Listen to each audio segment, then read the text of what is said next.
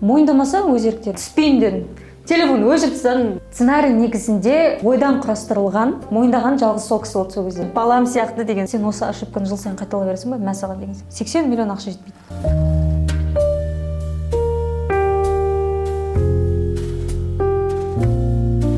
Мен айта алмаймын, ол кісілер өсе алмай жатыр деп. Олар өздерінің деңгейі бойынша келе жатқан шығар.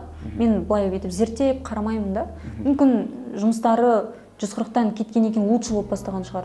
Мен жалпы всегда айтам, 140-тан кеткен кезде 140-тан кеткен адам 2 есе өссе, мен керісінше қуанамын. Значит, біз оларды дұрыс нәрсені үйрете алдық, тәрбиелей алдық, мықты тәжірибелі болуына атсалыса алдық деген ой болады. Ал егер төмен түсіп кетсе, уже мен ойлаймын, қалай айтсам болады. Ол жерде тоже біз оның потенциалын дұрыс аша алмаған шығармыз деген сияқты ой болады да.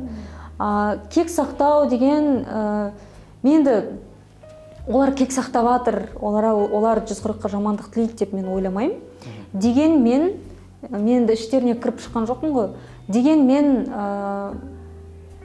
біз енді дұрыс нормально қоршасқаннан кейін жақсы қарым-қатынаста қалдым деп мен дұрыс емес ойлап жүр екенмін. Сол кішкене обидно болды. И бәрібірде ол кісілердің қазіргі аттарын шығуына біздің 140-тың оқушыларының үлесі бар. Вот соны ашық мойындаса екен деген ой бар менде, мойындамаса өз еріктерінде. Мынандай напряжение басталды деген подкастымыз. Барлықтарына сәлем достар, 2023-24 жылдың алғашқы подкасты осындай керемет жанмен болмақшы. Бүгін біздің қонағымыз осы 140-тың негізін қалаушы Жұлдызай Дүйсенбайқызымен бірге бүгін подкаст жүргізетін боламыз. Сонымен қатар осы 2023-24 жылдың жаңа лицосы деп айтсақ болады. Әсем апайымызбен таныссаңыздар болады. Менің 2019 жылы алғашқы оқушым. 2019-ның жас көрінетін апайсыз жылысыз. 2002. 2002, бір жыл келді ма арамыз десе. Ал апай, қош келдіңіз. Аудиториямен жаңадан келген балапандармен таныссаңыз. Бәріңе сәлем. Құрметті біздің әсіресе 2024-тер көретін шығар. Бұрынғы бітіріп кеткен түлектерде бәріңе сәлем. Басқа да біздің аудиториямызға жатпайтын тұлғаларға да сәлем. Бүгін енді жақсы тақырыптарды қозғаймыз деп ойлаймын. Жалпы осы подкаст не үшін ұйымдастырдыңдар деген сұрақ болатын болса, менде де сол сұрақ дейсің. Маған түнде айтты деймін. Внезапно болып кетті. Внезапно форс-мажормен болған подкаст, бірақ та бүгін қызықты тақырыпты қозғаймыз. Яғни 140-тың деректі фильмі жайында. Ең бірінші сұрақтан бастап кетейін. Осы деректі фильмді түсіруге сіздерге ой қашан келді, қалай келді? Мақсаты деген сияқты. Былтыр біз коттеджде кездестік қой, бүкіл команда болып. Тренинг жүргіздік. Сол кезде біздің бір қазақстандық компанияның деректі фильмсінде көрсеттім. Сол кезде мен ішімде ой болды, неге бізге де түсірмеске деген сияқты. Как раз келесі жылы бізге 5 жыл болады. 5 жылдық бүкіл тарихымызды бір шолып өтіп көрсетсек деген сияқты. Ол бірінші ой. Екінші ой мына кезде пайда болды. Маған көп жазатындар бар. 140-ты қалай аштыңыз? Мен көп жерде подкастта да айтамын, бәрі айтады, қалай аштыңыз? Ашуыңызға не себеп болды? Сіздің жеткен жетістігіңіздің құпиясы неде? Осы сұрақтар. В чем секрет дейді маған. Сосын барып, қатты былай секрет жоқ негізінде. Соны мен просто визуально барлығын как есть көрсеткім келді. Сосын давайте түсіреміз деп цельге жаздық. Сосын 5 жылға таман жазда түсіреміз деп ойлағанбыз, бірақ қарбалас болып кетті да, осы қыркүйекте түсірдік қой. Аз ғана уақыттың ішінде. 1,5 ай, почти 2 ай дейікші. 2 ай. Кімдерге арналған сонда фильм? Барлығына арналған, әсіресе өзіміздің оқушыларға біріншіден. Қазір қиналып жүрген, ұбытыны бір андай катастрофа қылып қарайтын оқушыларға арналған, және екінші команда. Біз 5 жыл бойы нені өткердік, енді алда уақытта нені өткереміз. Әл-Фарабидің өзі айтады ғой, тарихты өткенді білмей, сен болашақты болжай алмайсың. Сол команда бізде қазір, осы әсіресе 5-ші жылы команда өте үлкейді. 750, қазір бізде 900-ге дейін сотрудник бар. Олардың барлығы біле бермейді тарихты. Соларға көрсету үшін. Үшінші енді жаңа қызыққан адамдарға. 140-тың жетістігің құпиясы неде, қалай аштыңыз деп сұрайтын қызығатындар бар, мені көп кездесуге шақыратындар бар. Мен бәрін 1 сағат, 2 сағат бойы бүкіл тарихын айтып беремін да. Уже андай мынадай болып кетті, жүзірікті қалай аштыңыз деген кезде уже мен игнор ғой. Болды, шаршадым деген сияқты. Вот соларға көрсету үшін. Сценарий қалай жаздыңыздар? Қандай критерийларға байланысты? Сценарий, так, біз негізі ойлағанбыз сценарий бір 3-4 күнде жазылып тастай салатын шаруа деп. Оңай шығармасы. Иә, мен өзімнің нем бар, копирайтерім бар, оқушым, Жанель Шайыққа мен айтып берем, ол барады да жаза салады деп ойлағам ғой. Сөйтсем, содан кейін жүрдік та Нұржігіттер өзіміздің, олар бізге ұсыныспен келген, осындай біз не болып продакшн болып жатырмыз, осындай видео түсіріп берсек сіздерге деп. Сосын давайте деп мен всегда қолдаймын ғой. Давайте түсіріп көріңіздер дедім да. Сосын 100 Englishқа коммерциялық видео түсірді. Сосын бар отырды әңгімеде біз директ фильм түсіру керек еді деп отырғам. Сіздерге түсіретін шығармыз мында жеңіл қарап отырмын ғой. Сосын барып, иә, біз түсіре саламыз. Сосын барып екінші бір кездесуге келген кезде уже давайте директ фильмді енді нақты сіздермен түсірейін деп жатырмық. Жоқ, Нұржігіт, мен серьезно айтамын дедім. Сосын содан кейін олардан да не қылмаған шығар, қатты давайте түсірейік деді. Сосын барып бастап кеттік. Мында бүйтіп қатты не болады деп ойлаған жоқ. Сосын ең бірінші смета жасаймыз деді олар. Содан кейін сценарист ұсынды, Шыңғыс деген мырзаны, көбісі танитын шығар. Ол кісіні өкінішке орай мен танымайды екенмін оған дейін. Сосын ол кісі келді, бәріміз таңертең ерте 9-да кездестік. Мен ана жерде бүкіл тарихымды айтып беремін деп ойлағам ғой, ана кісі сосын жазады деп ойлағам. Келсем, ол кісі тыңдады да, енді не дейді, маған аудиомен телеграмнан жібересіз, содан кейін мен жазамын деді. Ол примерно 1 аптадан кейін жіберемін дейді. Ойбай, сонда қиын ба не дедім. Сосын ол кісілердің Астанада еще бір шаруасы болды, КВМ ба бірдеңе, сонымен жақсы дедім, и мен бардым. Келесі күні телеграмның аудиомен жіберудің өзі 2 күн ба 3 күн созылып кетті ғой. Неге? Мен шаруам бар ғой, арасында бүйтіп отырдым да. Түнде жіберем, ананы ауызбен айтып отырып бүкіл тарихты өте қиын болды. Менің бәрін қосқанда бір 3 сағатымда кеткен шығар, анан бәрін аудионы жіберуге. Надо было подкастсыз ғой, өстіп қалғанға наушники болып. Иә, сосын уф деп жібердім. Жібергеннен кейін 1 аптадан кейін ол сценарийді жіберді. И қараймын, андай наложение дейді, архив дейді, көліктің іші деген сияқты локацияларға бөліп тастағанда, андайды көрмеген, мен ойлағам бүйтіп отырамын да, тарихымды айтып бере саламын деген сияқты. Сосын ол кісілер түсінбедік, и менің бүкіл балалық тарихын мен енді аудиомен айтқам ғой, бәрін жазып берген ол кісі. Мен андай толық ақпарат беру үшін көп детальдарды айттым да. Сосын ол кісі сұрыптап алар деп ойлағам. И сөйтсем ол кісі бәрін теріп жазған, содан кейін тағы бір кездестік, давайте мына жерді өзгертеміз, мынау керек емес деп. Сосын ол кісі қайтадан жазды, тағы 5-6 күн өтті, ол жіберді.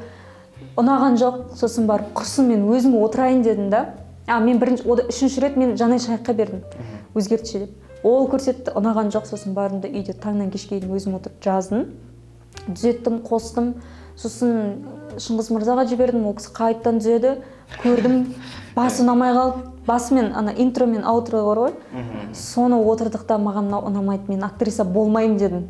Үйтіп мен анау бір университетке барып, как энд сияқты оқушыларды жинап, аудитория кіріп атқан бәрін түсіреміз деп ойлаған ғой. Сосын барып қайтадан отырдық та мынау ұнамайды, ана жер ұнамайды, енді аналар бар ғой, уже басталмай жатыр, менен шаршап кеткен шығар. Сосын отырдық, идеядан кете берді, басын бүйтіп әйтеуір басқашаға өзгерттік қой. Соңында осы идея Нұржігітке келді. Негізі мен айтқам, басқаша болу керек болған. Оқушы деп, аудитория деген нәрсе болмады. Сосын Нұржігіт айтты, давайте оны былай істейік. Сіз қатты актриса болмайсыз деді, просто отырасыз деді. Сосын жақсы деген ғой. Сөйтіп басталды. Сценарийді андай ғой, мен сценарийді қараған кезде андай чувство болды. Мен бәрібір тура мынандай қылып айтпаймын дедім. Мен түсірілім барысында по-любому ауыстырам деген сияқты болды. И солай түсірілім кезде сценарийлерді қосып жібердік, анан алып тастадық. Қарап алам, ойды қараймын да, и басқаша қылып айтып. Тура как сценарий сияқты сөйлеген жоқпын. Жаттығу уақыт болмады, сценарийді үйреніп. Мен уже біліп ол нәрсені. Бүкіл өмірімнен өтті, маған қиын болған жоқ та. Қарадым, дедім да, сосын бастап айта бердім. Яғни главное сутьті жоғалтып алмау керек болды. Осы жерде сіздің бір неңіз айтып, сторисіңізді салдыңыз ғой, мені не едіңіз сол кезде Шыңғыс мырза сөйтіп айтатын шығар деп. Мен фотоға салдым оны айтпаса деп. Импровизатор деп айтады. Иә, импровизатор деді. мен айттым осыны осылай қылып айтайын ба деген ситуациялар болады. Иә сіз импровизаторсыз ғой деді. Сонымен мен айтып отқан кезде басқа ойлар қосылып кетеді. Деп есіме түсіп кетеді. Негізі мына жерге мынаны айтқан дұрыс деп. Ана жерде уже біз сценарий қайтадан бітіп кетті ғой түсірілім кезінде. Ожидание оңай болды. Иә, реальность кішкене кәдімгідей энергияны алды негізінде. Ана сценарийдің өзіне бір ай кетті ғой. Ана сыйдырудың өзі қиын болды. Өйткені ана басынан бастап неше түрлі нәрсе бар. Главныйын алып қалайық деген ойда андай болды да, менде бір 2 сағат болып кетеді, құрсын ығыстырайын деген сондай болды. Нұржігітпен сөйлескенде маған айтқан болатын. Ой, жарты сағаттық кино деді негізінде басында депші. Оларды сөйтіп ойлауы ғой. Жарты сағаттық видео деді, мен қайдан білейін депші, сөйтіп айтты да. Сол кезде бірге күліп алғанбыз, сол кезде 144 минут болғанда мен вау деген ғой, 144 минут 2 айға жетпейтін уақытта да. Негізі ол қиын жалпы. 2 айға жетпейтін уақытта сондай қылып түсіру. Бастап кету оңай болыпты. Ойбай, ол да жыр болып кетті. Қалай болды соны айтып кетсін? Короче, сценарий болды, сосын олар не деді? Сценарийді созып кеттік біз кішкене, сосын олар локация дайындаймыз деді, сөйтіп жүрді да, 28 бастаймыз деді, бастамайтын болдық, бірі ма бастадық. Бірі күні анау кімдер түсті? Нариман ағайлар, Саидалар түсті, чисто. Мен ол кезде андай болдым, мен сценарийді қарап кішкене дайындаламын деп ойлағам ғой. Нені стилист алған ғой кісілер. Осыны айтайын деп жатқан негізі проблема болды да деп. Стилист енді ана бірінші күні түсетін Саида Гераларға да айтқан образдары ұнамаған, бүйтіп әрқайсысы өзінің қалаған кейіпкерге, мен енді қалай айтсам болады, құрсын енді стилист қой, оған ақша төлеп қойған шығар жігіттер, айтқанын тыңдайын деп киімдерін жөрсем жоқ, ұнамайды, дешевый көрінеді деп мен настроением быт шығып түсіріп тастады. Сосын Меганы аралап, достықты ма аралап, ананың айтқан киімін таппаймын ғой, мынандай галстук дей ма, рубашка, мен онда кимеймін ғой. Мен соңында айттым, мынау менің стиліме кимейді. Сосын айттым, Нұржігіт, мен ренжімеймін, мына стилистпен жұмыс жасамаймын. Болды, мен даже съемкаға түсуге желанием жоқ дедім ғой. Түспеймін дедім. Телефон өшіріп тастадым, жынданып. Үйде кешке отырдым, сосын барып Нұржігіттер паника. Сосын не болды? Шынымен немнің настроением түсіп кетті. Андай ғой, мен андай адам пландағымдай болмай қалса жындан кетем да. Сосын Айшат келіп, көмекшім келіп, сабырға түсіріп, қой апай түсейік, қаншама еңбек кетіп жатыр, уақыт кетіп жатыр, давайте деп. Сөйтіп таңертең келдім, осы Мирасты түсірдік басында. Кино қылып тастаған ғой. Бір киноға түсіп жатқан актриса сияқты сезініп, басып кеттік. Солай, сондай қиындықтар болды басында. Содан кейін Нұржігіттердің өзі өткен стилистін білемін мен таныйын. Енді ол стилистпен жұмыс жасамаймыз деді. Содан кейін өзіңізбен өзіңіз, яғни ешқандай стилистсіз өзіңіз. Иә, мен негізі сосын мен ол стилистке жүрген киімдерді 91-ның биботасына көрсеткен, ол нормальный деген. Сонымен келдім де түстім ғой. Олар келіп Нұржігіттер, мынау нормальный киім ғой, неге стилист өйтті екен деп өздері де ойлап қалды да. Білмеймін енді. Өздеріңе қалай нормальный болды ма? Негізі нормальный болды. Андай полиция етпейтін нәрсеге неғып кеттім да. Мен андай қатты ойлаған жоқпын да, киімге өйтіп қараймын деген сияқты. Мен сценарийді больше қатты ойладым да. Солай болды. Сценарий 100% тарихтан алынған. Өтірік бар ма ішінде? Өтірік жоқ, барлығы как есть түсірдік деп өтірік айтайын ба? Негізі барлығы ойдан қарастырылды десем сенесіңдер ма деп. Осыны поувереннее айтсаңыз, сен қалар едік, давайте ойнатып жіберейік осы жерде. Давайте. Апай қайтадан қайталды сұрақты, иә. Сценарий 100% шынайы ма? Ішінде өтірік бар ма? Сценарий негізінде ойдан құрастырылған. Деп сондай ойнатып жіберген дейсің ғой. Иә, актриса болып кеттім деп па? Әзілдеймін. Негізі почти енді идеяның барлығы документальный фильмде ол менен шығуы ол заңды да. Мысалы кейде, Шыңғыс мырза мына жерін осылайға жүрейік дегенде жоқ. Ол 100%-тан олай болған жоқ. Мен олай істемеймін, осылай, как есть айтам деген сияқты. Енді ол кісі қалай айтсам болады, енді өтірік қосып жіберейік деген оймен емес. Мысалы мынаны осылай қылып жеткізейік деген сияқты айтатын да.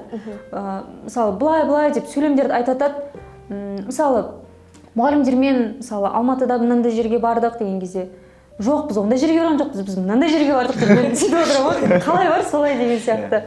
Сөйтіп сондай моменттер болды. Негізі бастан аяқ как есть барлығы өзім ойымнан жазылып шықты. Шыңғыс мырза ол өңдеп берді, сөйлемдерді ауыстырып берді деген сияқты. Сосын көбіне ол кісі локацияларға бөлді. Мына локацияда мынаны түсіреміз, көлікте мынандай әңгімені түсіреміз, мынандай жерге архив керек деген нәрсенің бәрін Шыңғыс мырза өзі ойластырды. Ал былай негізінде жаңағы не бар ғой, интро мен аутро бар ғой. Енді интрода кішкене көркемдік қостық. Ол көркемдікті біз андай болды, Шыңғыс мырза келді да, былай түсіндірді. Документальный фильм ол скучный нәрсе. Бір сағатты олар барлығы бүйтіп көре алмайды дейді. Информационный болып кетпеу керек, давайте көркемдік қосайық деді. Ол бірінші нәрсе, ол жаңағы локацияларға бөлу. Екінші архивтары қосу деген сияқты. Сосын үшінші не болды, көркемдік қосу. Басы мен аяғына. Басы негізі, мен негізі былай болды ғой, ОБТ-дан шыққан кезде мен барлығымыз автобусқа міндік та, мектепке бардық. Мектепке барғаннан кейін мен жеңгем өзінің үйіне алып кетті негізінде. Жаңбыр қиып тұрды. Мен жеңгемнің үйінде отырып нәтижемді білдім негізінде. Сосын барып бізді мектепке жинады. Бірақ мен ол мектепке барған жоқпын. Өйткені мен ана жерде состоянием не очень болатын білдім. Уже сыныптастарымды примерно группада жазатты, қаншалағандарын. Мен уже көрдім да, уже бітті. Мен барлығын төмен алдым. Енді мен бет жоқ, мен қарай алмаймын директорға. Әсіресе директорыма қарай алмаймын дедім, барған жоқпын. И менің подругаларым звондап, екі подругам келді жеңгемнің үйіне. Олар біреуі 96 алды, біреуі 95 алды. Сосын олар келді да, енді бір-бірімізді жұбатып отырдық. Сосын барып айтты, біз мектепке бардық. Мектепте андай болды дейді, барлығы қуанып атты. И біз ішімізден андай болды дейді. Олардың состояниесі сондай болған ғой, менің интродағыдай. И өзімнің күшіммен алдым деп көшіргендер, сондай әңгімелер айтты. Біз ана жерде шыдай алмай қалдық деген кезде. Зауч апайымыз бар, соның інісі бар. Інісі бізбен оққан. Ол да өз күшімен сол 86 бал алып қалды. Ол прекрасно біліп тұрды. Аналар көшіріп алып тұрғанын. И сол кезде андай әңгіме айтқан екен.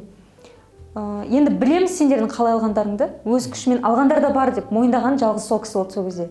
И мен ана кісі айтты маған, подругам айтты да. Сосын барып, өзінің інісі сондай болғаннан кейін біліп тұр, түсініп тұр деген сияқты. И сол моменттер менде енді интроны біз солай келтірдік. Супер, ұнатып. Мектепте болған сияқты қылып, как будто бәріміздің көзімше айтып отқан сияқты. Негізі, на самом деле, мен сыныппен бірге тыңдаған жоқпын. Ана жерде интроны түсіріп жатқан кезде мен сол кездегі күйге кіріп кеттім ғой. Кіріп кеттім, иә. Мен аналарды сыныптастарым сияқты ойлап кеттім. Негізі біздің кураторлар ғой. Мен аналарға айтамын ғой, шығып барды, мен сендерді жек көріп кеттім бар, сыныптастарым сияқты деп. До того соның ішіне кіріп кеткем. Сол кездердің бәрін көз алдыма елестеттім. Шынайы шығу үшін елестеттім, сезіндім да, отырып сол кезде түстім. Андай менің актерствома қатты не болған жоқ. Больше аналарға болды, сөйтіп дубльдар болды да. Басында маған айтты, енді кішкене былай отырыңыз, но неңіз чувствоңызды күшті көрсетіп жатсыз деді, эмоцияңызды. Сөйтіп бәріне ұнаған, жүректерін жеткен сол болды негізі. Командаға, вау, күшті шықты. Иә, шынымен де. Именно сол сәт барлық ұбт-ны сәтсіз тапсырған адамдардың басынан кешкен бір сәтін көрсете алды да.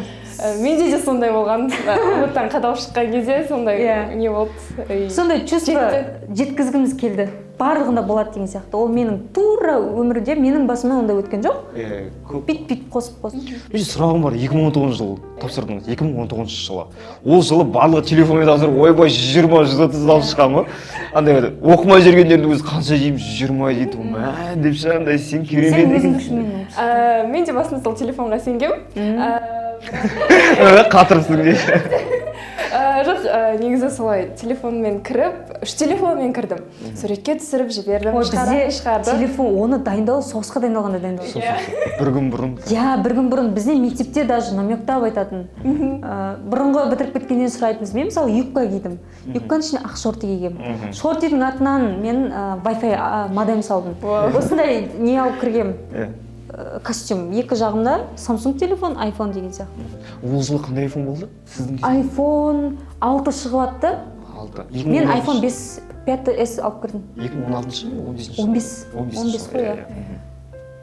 Сен сөйтіп қолданбадың, иә? Түсіріп шығардым, барлығын ответ келді, бірақ біздің егізіміз екеуміз бір аудиторияда болып қалдық та. Егізім бар, иә. Сонымен ответ келген кезде бізде өте қызық оқиға болды енді. Білім айтуға бола ма, болмай ма? тура есіктен ответті лақтырады, мен оны тосып аламын, ол кісі ответ келді, мен қазір 130 аламын деп ұтты сенімді болып. Екінші ответті егізіме лақтырады, ана ответті ашсам, егізімдікі. Екеуміздікі ауысып кеткен, қағазды алып алды, и там сонымен біттім деп ойлап отырдым, но сол кезде есімде қатты бір жылағаннан, андай бір сондай бір состояние болғаннан математиканы қатты шығардым да 20 болып кетті. Өмірімде 5-6 ғана есеп шығаратын, 10 есеп шығарып кеткен ғой. Сондай болып, бірақ ұбт-дан шыққан кезде ең бірінші ешкімге, мұғалімдерге, ата-анама ешқайсысына барған жоқ, ең бірінші апайға звондадым сол кезде жылап тұрып. Мен ойладым, қадалдым деп. 99 алдым сен. 98 алдым. Ол кез үшін бірақ аз. Ол үшін аз, иә. 140 бет сендерде? Иә, 140 болды. Алғашқы жылғы лекчер ғой. Сол осындай сұрақ, мысалы, менің достарым болатын. Дәл Асем апаймен жасым үлкен балдармен араласатынмын да. Солар маған айтатын, сен беске оқисың, сен ертең құлайсың деп.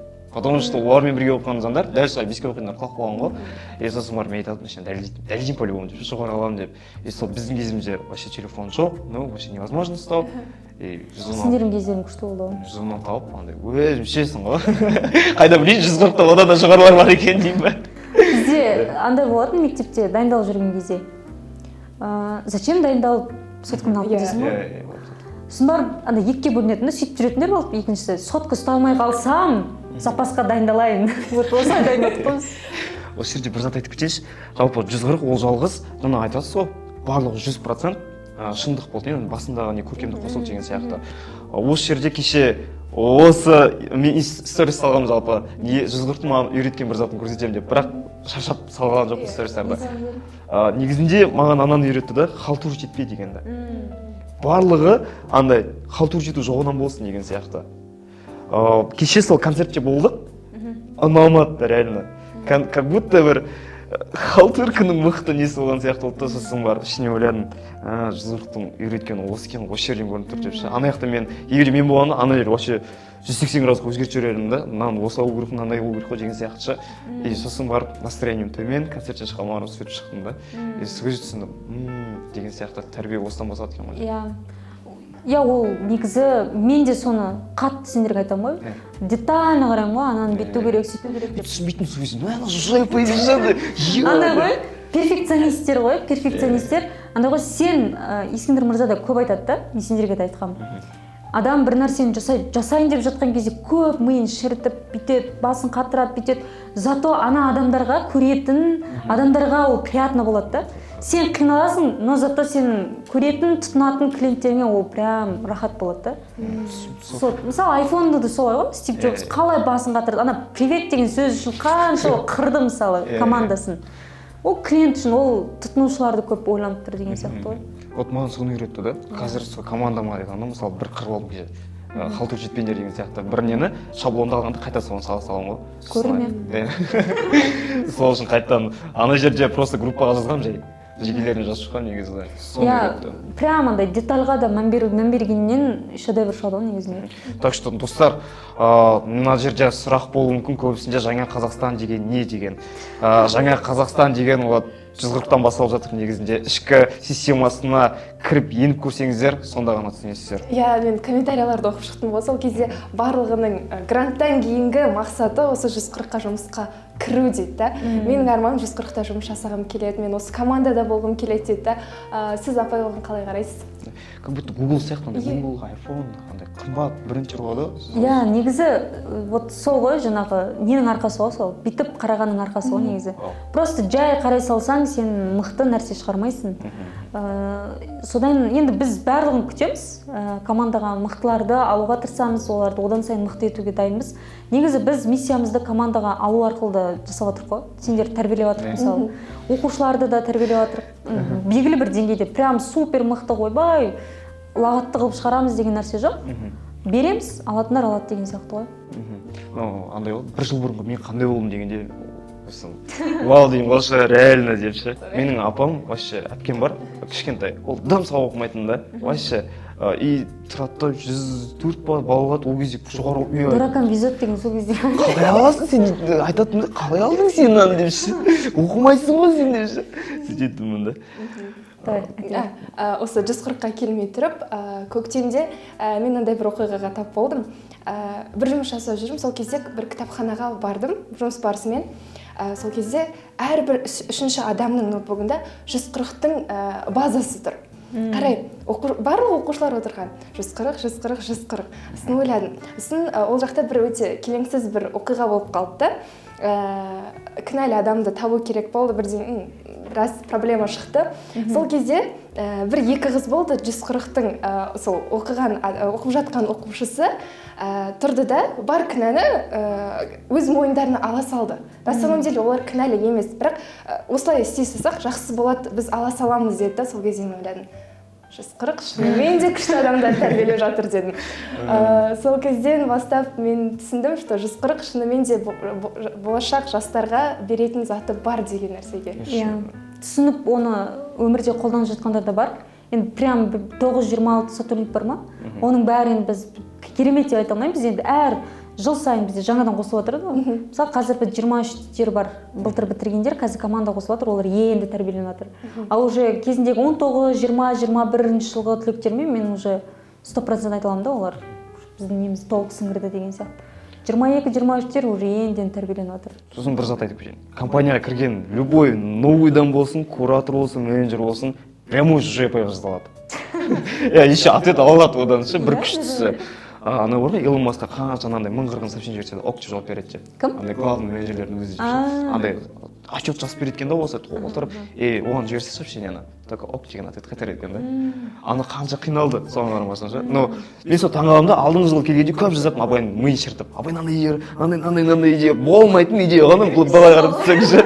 Мен соған ответ алатынмын да, мен сол кезде таңғалатынмын да, неге жауап беріп жатыр деп ше, ондай болмайтын екен да системада деп ше. Сондықтан вот солай біздерде ешқандай иерархия емес, бізде кәдімгі любой идеяны қолдайды, но ойдан компания кірген жандар болса, соны біліп жүріңдер. Ал енді келесі сұраққа көшейік. Ол қызығы мен шыжығы бар. Қызығы ол кино түсіріп қарап отқан, ал шыжығы ол кино түсіру барысында проблемалар. Қандай өзіңіз атап өтетін басты проблемалар бар? Басты проблема сол жаңағы стилистпен болған жағдай. Потом бастапқы кезде түсірілген кезде Мирастағы мен локация болды ғой, сол кезде бастапқы кезде андай қатты бүйтіп аша алмадым, кішкене дубльдар бірнеше болды бастапқы, сосын барып бітті, ары қарай кетті ғой. 8-9-да деп есептеген, біз 8-де ма бітіріп тастадық. Андай уже сразу түсіріп, сразу не қылып, көп дубльдарды біз не қылдық. Потом екінші күні неде болды? Есентайдан жүріп келе жатқан кадр бар ғой басында. Вот соны біз 17 рет түсірген шығармыз. 17 рет түсірдік, ол ең ұзақ дубль болды. Андай локация таңдай алмай қалдық. Бір кезде есіктен шығып ататын түсірдім. Жоқ, мен келе жатқан түсірек деген сияқты қылып айттым. И үстінен неге менің парковкама машиналарыңды қоясыңдар, бір әйел айғайлады. Бір кезде бір машина дуң деп жүріп кетті, андай звук тыныш кезде ұстау қиын болды. И бір кезде өтіп баратып мен машинаға мінейін деп отырмын, сөзім таусылып қалып сондай кездер болды. Қайтадан қысын машинаны бүйтіп айналдырып мен артынан мінейін дедім, лучше. Сөйтіп түсірдік. Сол кездер болды. Сосын таңнан бастап ерте мен макияж үйге шақырдым. Сосын барып локацияда не болды, кешке түнге дейін жүрдім. 3 күн ғой, таңнан түнге дейін. 3-ші күні ма, ұмытпасам, менде уже аяғымда әл жоқ. И үзіліс болды ортада. Сол кезде мен барында массажға келдім. Өліп тұрып, сөйтіп қайта макияж шақырып, 3-ші микрофонға келіп, түнгі 3 па 4 кейін түсірдік қой. Сол кезде планировалармен бірге. Иә, оранжевый неде отырған тақтадағы локацияны түнімен түсірдік. Вот. Қиындықтар енді солар болды. Қызықтар да болды. Команда веселый болды негізі. Әсіресе локация қойып жүретін кісі. Дауысыма сол бар ма екен? Бар. Андай жан-тәнмен жасауға тырыстым. Свет қоятындар да бүйтіп осы дұрыс па? Бәрі мен апай деп кеткен ғой. Тузай апай сізге ұнап тұр ма деген сияқты. Күшті болды негізі. Вау. Бір сәтке актрисаның қаншалықты қиын жұмыс екенін көрдіңіз? Иә, көрдім, оңай емес екен. Бірақ менде андай нәрсе бар екен. Менен қатты шаршады деп ойламаймын енді нұржігіттер не дер екен. Мен көбіне сол жерде тезірек айтуға тырыстым да. 1-2 дубльдан деген сияқты, 3 дубльдан. Көбіне Шыңғыс мырза, жоқ қайтадан деп отырды. И маған ең қиын соққаны, басынан бастап келе жатқан оқиғаны әртүрлі локацияда түсіру. Сол қиын болды. Өйткені мен мысалы андай болды да бізде, мен мынаны айтып қойған сияқтымын деген сияқты. Көбінесе Шыңғыс мырза шатасып кетті. Мынаны айтты, жоқ, мен ана локацияда айтып қойдым дейді. Ана кісі уже загрузка болды, айттық па точно деген сияқты. Сосын барып сол не болды, кішкене қиындау болды. Бір-бірімен байланыспай қала ма деп қорықтық. Сосын барып отырдым да, давайте мен мынаны бастау мен аяқтау проблема болды бізде. Сонда қиын екен ол локацияны алмастырып түсіру. Мен мысалы мына Мираста отырып, мен басын айттым, аяғын айттым, ортасын айттым. Үшінші көргенге бардым, басын айттым, ортасын айттым, аяғын айттым. Так получается, бір сценарийді полностью 2 рет айттыңыз. 3 локацияда 3 рет айттыңыз. Жоқ, мысалы басында мен авашны аштым, сөйттім дегенді мен мысалы Мираста айттым. Келесі одан кейінгі сценаны мен машинада айттым. Одан кейінгі сценаны мен 3-ші микрофонда айттым ғой. Аналар жазып отырды, сызып отырды, мынау кетті, енді мынау қалды. И бізде не болды? 2 сценканы ма ұмытып кеттік. Біреуі машинада түсіретінді, біреуі осы Мирасна ма түсіретінді ұмытып кеткенбіз. Оны біз ЗКТ қылып жібердік ау деймін, қосып. Сондай қылып жібердік, короче, сондай нәрселер болды. Сосын кейбіреулерін біз қосып жібердік, сондай нәрселер болды. И бір ЗКТ-ны ұмытып кеткен екен, конкуренттер туралы айтқан. Қосқан жоқсыз. Қосылма ұмытып кетіппіз ғой соны. Ол кезде мен именно не айтқан білмеймін, мен точно мына нәрсені білемін. Біз осындай методика бәрін құрастырдық. Қазіргі таңда ол жаңағы жұмыс жасайтын, бұл нәтиже беретін сонша басқа конкуренттерді қолданып жатыр деп. Дегенді алып тастадыңыздар ба? Қосқан жоқсыз? Олар ұмытып кетті ма білмеймін. И сосын барып мен айттым, сол кезде айттым, қолданып жатыр, бірақ бұған мен ешқандай қарсылығым жоқ. Главный оқушыларға пайдалы болса болды деген сияқты. ЗКТ болған негізі. Соны мен кейін есіме түсті, киноны кинотеатрда көріп жатқанда есіме түседі ғой.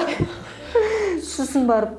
Негізі достар шынымен ол 2 сағат, почти 2 сағат. Оны тексеру да қиын дейші. Қайта айналдырып, қайта. Ой, ең қиыны тексеру болды.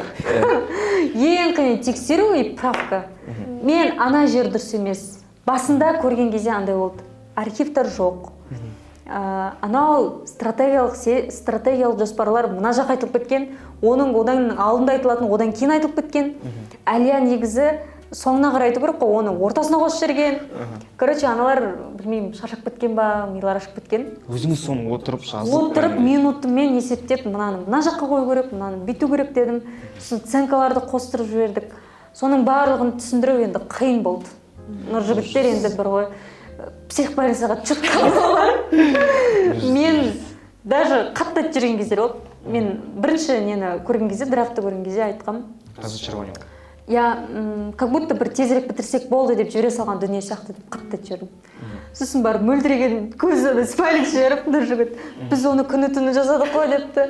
Сосын барып жаным деп ішімнен аяп кеттім да, енді қатты айтсам ренжімеңіздер, бірақ осындай правкаларды қою керек, түсірген соң нормально шығару керек деген сияқты. Егер осы правка болмаса мен короче фильмді шығармаймын дедім. Правкада кім көп жұмыстанды осы жерде, еңбегін айтып кетсеңіз? Жанель Шайық екеуміз. Анеля қарады, Арсен қарады, Жанель Шайық, мен қарадым, Айшат та қарады. Сөйтіп отырып ойларын айтты. Біз көбіне енді Жанель Шайық екеуміз сценарий жазғандықтан екеуміздің елестетін картинамыз бірдей болды да.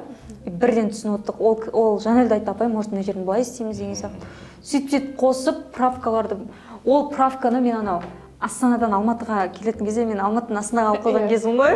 Үлгеру керек болды. Мен қазір 1,5 сағат самолетте боламын, қалай үлгерем деп тұрған кезде беретін алып кеткен ғой. Сөйтіп жақсы болды деп үйлеп түнімен жазып шығып уф деп. Сосын барып ол кісілер қайтадан жіберді.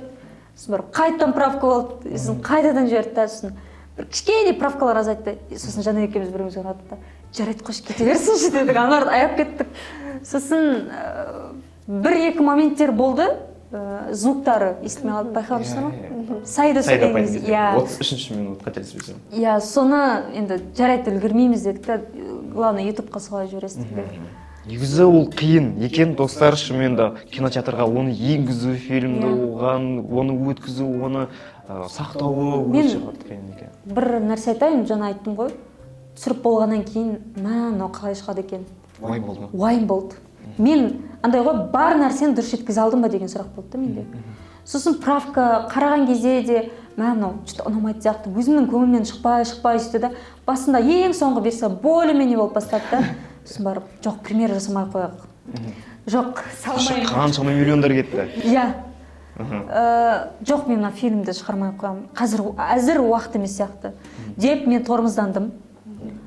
Сөйтіп жүрген кезде енді Арсендер, кімдер, Жанайл солар айтты, апай шығарып көрейік, ұнайды деп ойлаймыз деді. Сосын барып, сосын түнде Аналя күтіп отыр ғой, премьераны жасаймыз. Жексенбі, вторник күн болу керек уже. Сосын жексенбі күні біз страциядан шыққаннан кейін 5 жұлдызды қызымды үйге алып келдім. Қарадыңыздар. Ютубтан скачать етіп көрсеттім. 5-еуін қараңдар. 5-еуіңе ұнаса мен премьера жасаймын. 5-еуі отырып алды, басынан бастап көздерінен жас кетті олардың. Сөйтіп қарап отырдың эмоцияларына. Сосын барып қарады, соңында ана эмоциональный моментке келген кезде де тоже солай көздерінен кішкене жас кетіп, сосын апай күшті деді, бұны көрсету керек деді. Сосын барып окей дедім, сосын анелап жүрдім, все болды, премьера болды. Солар мөлдіреген смайликпен ура деді, сосын жасадық, тоже қобалжыдым. Көбіне менде уайым ана нәрсе болды, эмоциональный момент бар ғой, оны негізі біз 3 рет түсірдік. Қалайсың? Деп негізі ол андай нәрсе болды, біз осы Мирастағы локация бірінші немен қоңыр костюм отырған кезде мен айттым, біз сценарийді дайындап жатқан кезде маған есімде жоқ, былай сұраған сияқты болды, бір қиын момент болды ма деген сияқты. Сосын айттым, наурыздан бастаған кездер дедім. Сосын Шыңғыс мырза соған көбірек акцент қоямыз деді ма, сол жерді дұрыс жеткізу керек деді ма, мен ұмытып қалдым. Сондай болды, миымда нәрсе болды, бір қиын енді, мен айтып жатырмын бір андай, бәрі күшті болған сияқты айтып жатырмын да. Сосын барып айттым Шыңғыс мырзаға, может, мына сценаны былай етеміз деп. 140-та барлығы ойлайтын шығар керемет деп, бірақ негізі олай емес деп, проблемаларды айтып бастайық дегенде ой болды. Шыңғыс мырза давай деп келісті. Сосын сол сценаны осы жерде түсіріп көрдік, ана жерде эмоцияға кіріп кетемін ғой деп сөйлей алмай қаламын. Сосын көп нәрсені ашық айта алмай қалдым. Бірақ бәрі тып-тыныш болып қалды ана жерде. Сөйтіп аяқтадым да. Бірақ кейін мен сосын мына жердегі HR-лардың кабинетінде тоже түсірдік қой. Сол жерде біз не қылдық. Ол жерде мен басқаша андай қылып жеткіздім да. Бізде проблема болды, но дегенде мынандай мен жеткіздім да. Біз бүйтеміз, сөйтеміз деген сияқты. Сосын 3-ші микрофонға барған кезде тоже мен Шыңғыс мырзамен дайындап отырдық та. Мен айттым, что-то мына 99-шы сценаны мен Мираста толық аша алмаған сияқтымын. Как будто бір ақша проблема болып, содан кейін жылап қалған сияқты болып көрініп қалдым. Негізі ақша емес ол жерде. Ана сөздер, солар әсер етті, соны дұрыстап жеткізейін дедім да. Сосын давайте деді, соған біз 1 сағат дайындалдық. Кәдімгідей эмоция беріп кеттіңіз. Вообще. Ол қазір оған әсер еткен айтамын қазір. Сосын Шыңғыс мырзаға мен айттым, давайте мен сізге досконально бәрін айтып берейін дедім. Сосын сіз ойлаңыз, қарап көріңіз, қалай жеткізу керек дедім. Сөйтіп бәрін басынан айтып бердім, тыңдап отырды да. Все, онда оны былай жеткіземіз деді. Бірінші мынаны айтасыз, сосын мынаны айтасыз, содан кейін мынаны айтасыз, мына сөз айтасыз деді ғой. 140 балам сияқты деген сөзді айтасыз деді. Сосын барып, жақсы айтамын дедім. Сөйтіп ана сценаны түсіріп бастаған кезде ең соңында түсірдік. Мен айтып жатырмын. Басында негізі мына жерде Назым Қарақаттар отыр ғой, пән директорлар. Қарақат негізі андай эмоцияға бермей бүйтіп тыңдап отқан. Тым эмоциясы жоқ болып, мына жақтан Әсел мен Жанбибі бүйтіп тыңдап отты да, вообще аялым солар. Бір кезде ана нәрсені айтып бастаған кезде бір қарасам, Қарақат жылап отыр. Қарақат Назымдардың көзі бүйтіп кетіп баратыр.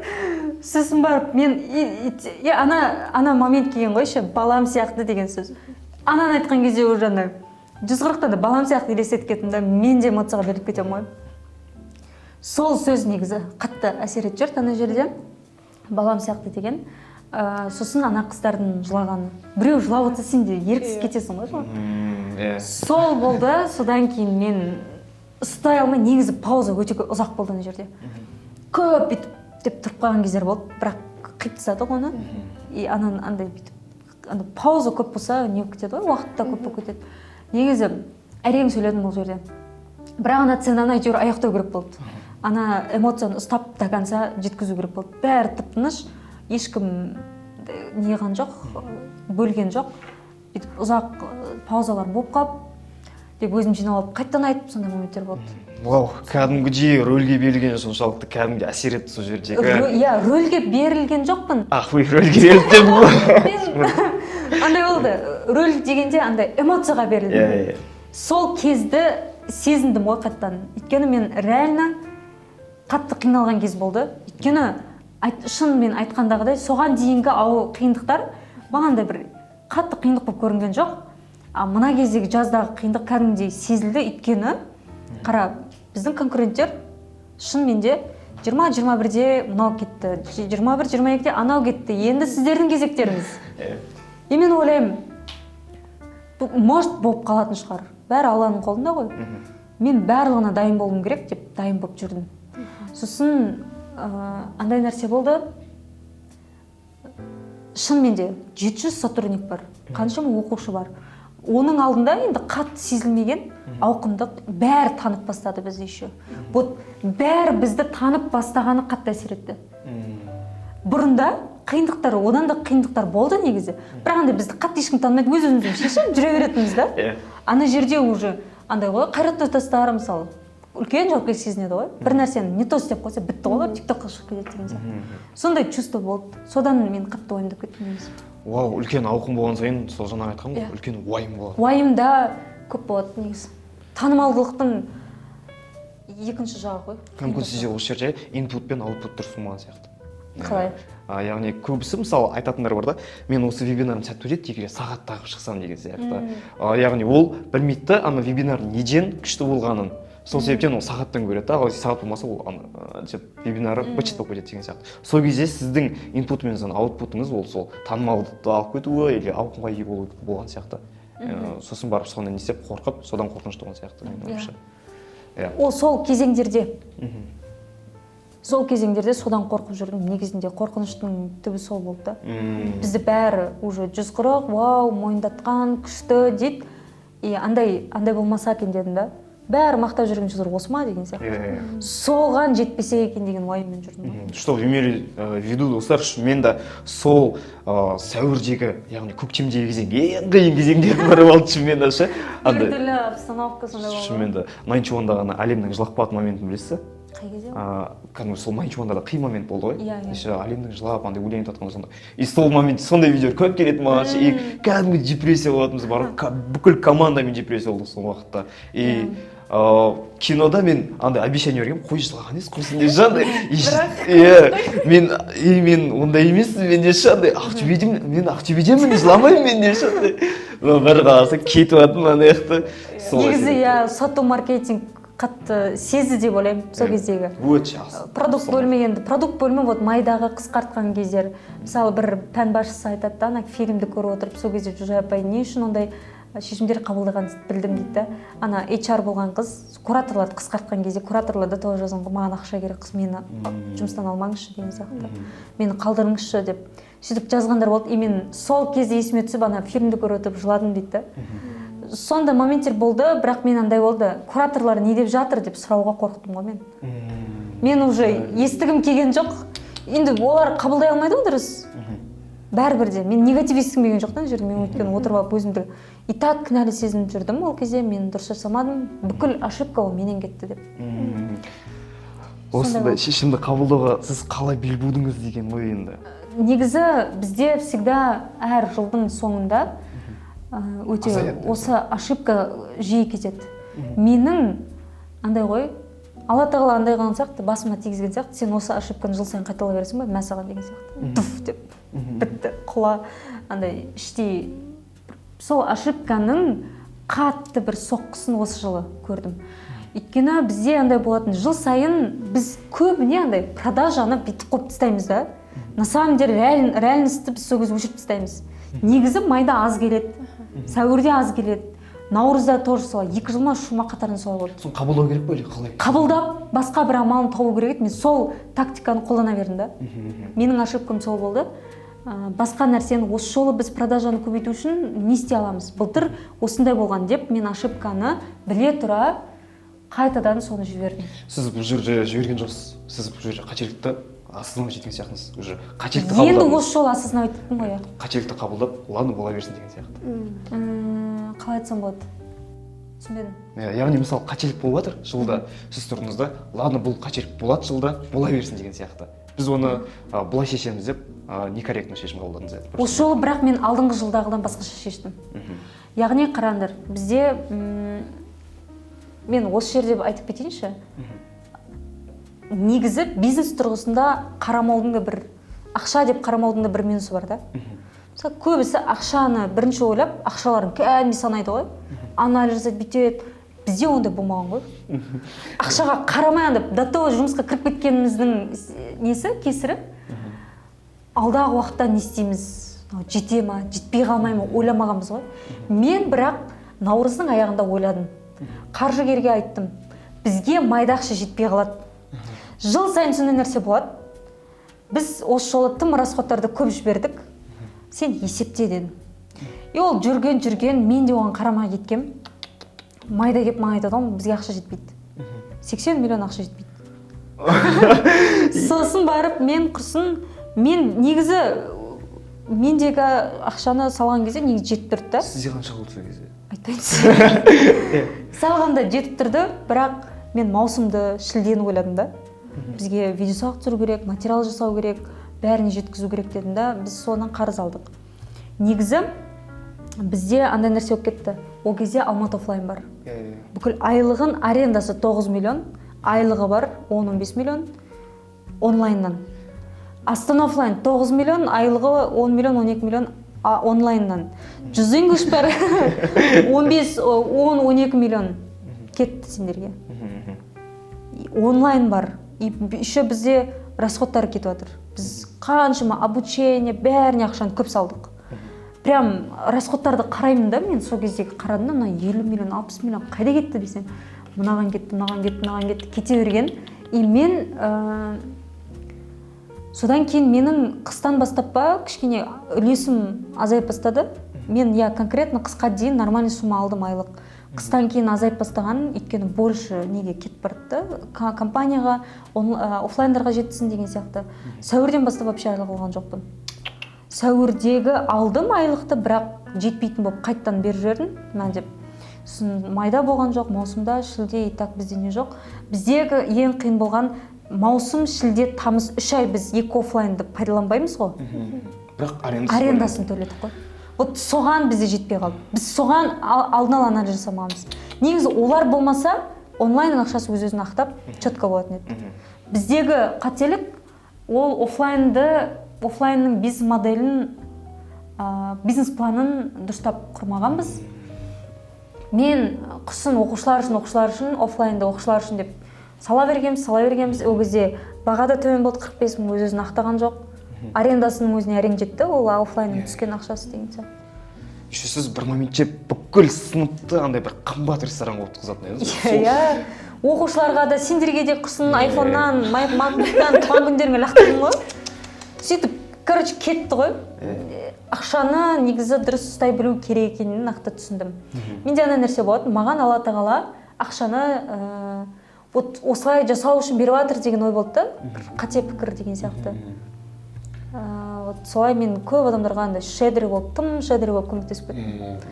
Сөйтіп ақыр аяғында солай болды. Бірақ зато ол маған өте қатты әсер етті. Мен зато андай нәрсені түсіндім да. Бізге шынымен де ақша қатты кедергі емес екен. Лично маған. Менде естеріңде сенесіңдер ме, сенбейсіңдер, тамызда қалтамда 300 мың қалды ғой. Тамыздың аяғында қалтамда 300 мың, мен бірақ мына жақта жұмыс жасап жүрмін. Главное, компаниям аман. Главное, осылар жұмыс жасап жүр, компаниям құлаған жоқ, оқушылар келіп жатыр. Бурабайда жүрген ма? Бурабайда жүрген кезде, жоқ, Бурабайдан келіп, неде тамыздың аяқ жағында 20-сы ма, примерно, мен Асимайға көрсеттім, айналайын қара, мен ақшам азайып жатыр, маған аванс бер деп. Сөйтіп, маған жіберді авансты, сөйтіп, квартирамды, немді, расходтарымды, продукт алып, сөйтіп не болды.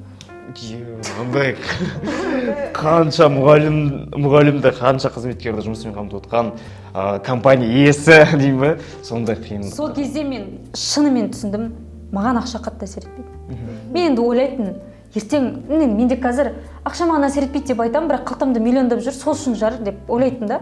Бірақ ертең осы ақшасы қалсам мен қалай болады екен деп ойлайтын. Мен сол состояниеге жеттім да, Алла тағала мені жеткізіп көрді. Мен түсіндім. Маған не жоқ, кедергі жоқ. Всегда мен не қылатынмын, былай тілейтін Алладан. Компаниямен емес, командамен емес, менімен сынашы деген сияқты. Бүкіл ауыртпашылықты нені деген сияқты. Яғни мен қиналдым, ауырдым, ақша жетпеді, бітпеді. Европаға визаны 2 рет отказ бергенінде жақсылыққа жордым. Сол ақшаның барында осы мирасқа салдым ғой.